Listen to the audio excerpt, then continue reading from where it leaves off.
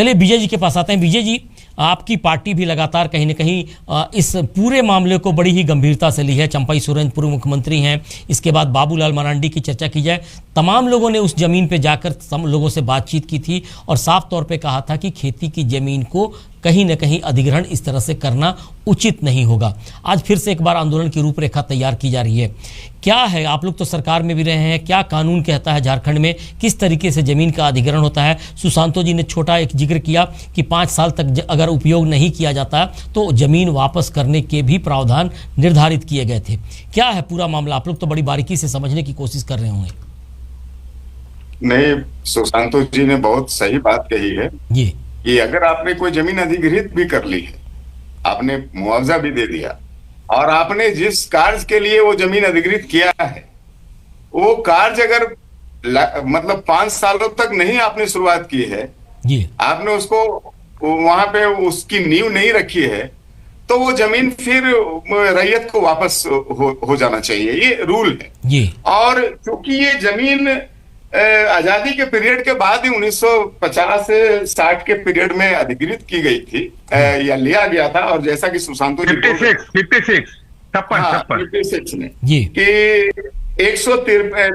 227 एकड़ जमीन में 25 शायद रैयतों ने मुआवजा कुछ लिया था अल्पसंख्यक वर्ग के। सही बोल रहे हैं सुशांतो जी।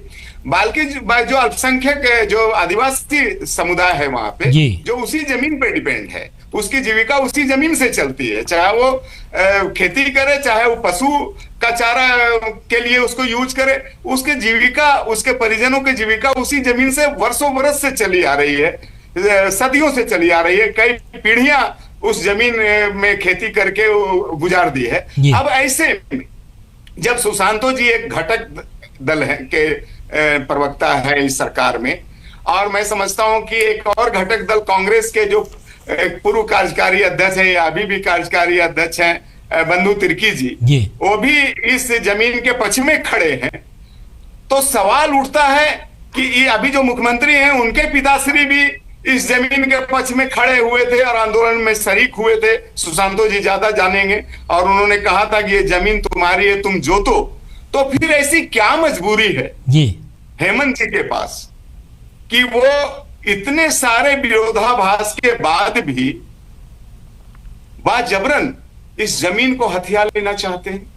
इस सरकार को हेमंत जी चला रहे हैं, कांग्रेस चला रहे हैं, घटक के वामपंथ या राजद चला रहे हैं, कि इस सरकार को कोई बाहरी बैठा व्यक्ति चला रहा है, जो इतने विरोध के बावजूद वहां पे बुलडोजर चल रहे हैं, वर्दी वालों का वहां डेरा हो गया है, ग्रामीण भरी बरसात में छतरी लगा करके आंदोलन को मजबूर है, लोग त्राहिमाम कर रहे हैं कई महीनों से, बावजूद वहां पे बाउंड्री होने की कवायदत हो रही है। तो मैं समझता हूं राकेश भाई, मैंने पहले भी कहा है इस विषय के डिबेट पे, कि उसके आसपास की जो जमीनें हैं उन जमीनों को कुछ रसूखदारों ने, कुछ ठेकेदारों ने, कुछ जमीन भू माफियाओं ने औने पौने दाम में पहले से खरीद लिया है। और अब जिस तमन्ना के साथ उस जमीनों को औने पौने दाम में खरीदा था कि रिम्स 2 बनने के बाद मेरे जमीन के दाम 10 गुने 100 गुने बढ़ जाएंगे, उसे लगता है कि अगर रिम्स 2 नहीं बना तो फिर तो कौड़ी के भाव हमको जमीनों को छोड़ना पड़ेगा। तो क्या सरकार ऐसे बिचौलियों, ऐसे भू माफियाओं, ऐसे ठेकेदारों, ऐसे रसूखदारों के दबाव में काम कर रही? सोचना ये होगा राकेश जी कि आखिर इतने घटक दल भी विरोध कर रहे हैं, जमीन के जो लोग हैं वो विरोध कर रहे हैं, कानून नहीं कह रहा है, बावजूद ये हट सरकार को क्यों है? आखिर सरकार कहां से गाइड हो रही है? ये बहुत दुर्भाग्यपूर्ण। चलिए, ये एक बड़ा सवाल होगा खास करके कि जो मामला चल रहा है उसमें कहां से गाइड हो रही है, या फिर एक नई बात जो सामने आपने रखी कि जमीन जो आसपास की जमीन है उसे कौड़ी के भाव में खरीदा गया है, जिसकी कीमत अचानक से बढ़ जाएगी, उसका उपयोग हो सकता है कि कमर्शियल रूप से किया जा